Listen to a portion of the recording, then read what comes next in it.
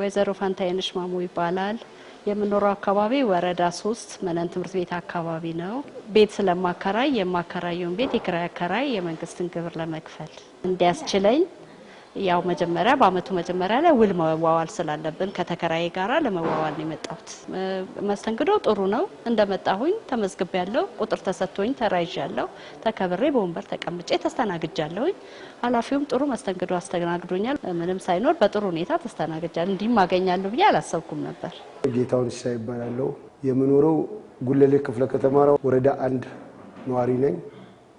እኔ የመጣሁበት ጉዳይ ክፍለ ሀገር ቢርኩበት ሰራተኛ ተከራይቻለሁ ብሎ ቦታዬን ታሽጓል። ባዶ ሲሆን መጥቶ ይሰፋሉ። በሚሰፋበት ቦታ ላይ የሚወርስ መስሎት ተከራይቼ ነው የምሰራው አለ። እነሱም ያው ማንንም ሰው አልነበረም፣ ያው አሽጎ ሄዱ። እኔ አካል ጉዳተኛ ነኝ። ያው መንግስትም ያገዘኝ ነው ያለው። ሰራው እህቴ ናት። እስካሁን ድረስ በብዙ ጉዳይ መጥቻለሁ። በቤት ጉዳይ፣ በመሬት ጉዳይ መጥቻለሁ። ብዙ ነገር ላይ እግዚአብሔር እርዳቸው ረድቶኛል። ያው ስሜ ደርቤ ደውሰና ነኝ።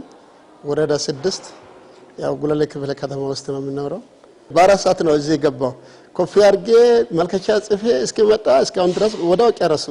ስለዚህ አገልግሎቱ እንደነው ከሆነ ጥሩ ነው። ውስጥም ሰው የለው ሁሉ ጨርሷል።